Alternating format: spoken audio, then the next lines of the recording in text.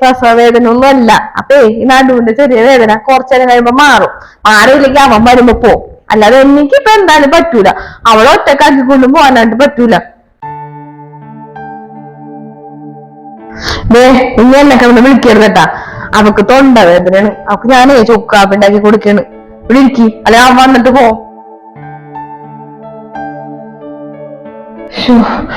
അമ്മയോട് പറഞ്ഞിട്ട് കാര്യമില്ല. അമ്മ എന്തായാലും കൊണ്ടുപോകില്ല.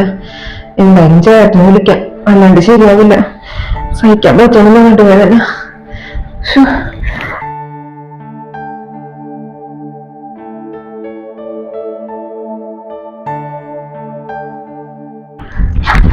പതുക്കെ നടക്കുന്നു. തിരക്കുടിക്കാൻ നടക്ക്.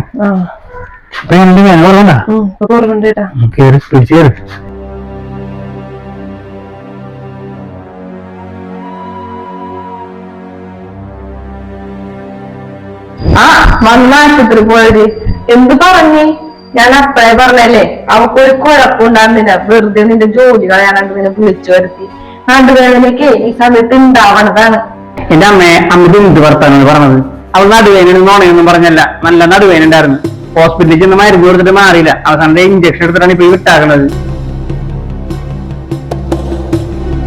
അത് മാത്രമല്ല, നമുക്ക് എന്റെ ഈ ജോലി പോണതിന് ഇത്ര സങ്കടം ഉണ്ടായിരുന്നെങ്കിലേ നമുക്ക് അവൾ ആശുപത്രിക്ക് കൊണ്ടുപോകുന്നില്ലേ? അവള് പറഞ്ഞെന്ന് പറഞ്ഞ നമ്മുടെ അടുത്ത് ആശുപത്രി പോണേച്ച്. അതില്ല, അവനോട് പറഞ്ഞു നടുവേദന എടുക്കണമെന്ന്.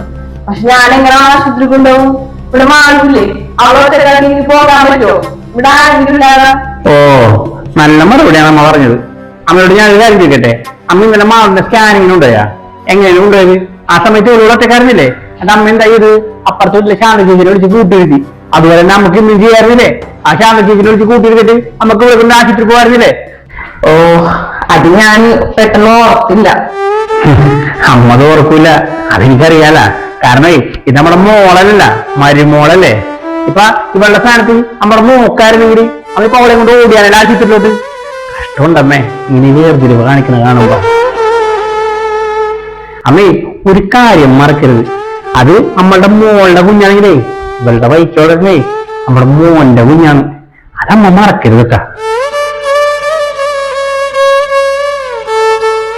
പിന്നെ ഒരു കാര്യം കൂടി ഞാൻ പറയാം. നാളെ ഇവിടെ ഞാൻ ഇവരുടെ വീട്ടിൽ കൊണ്ടുവന്നാക്കാൻ പോണാണ്.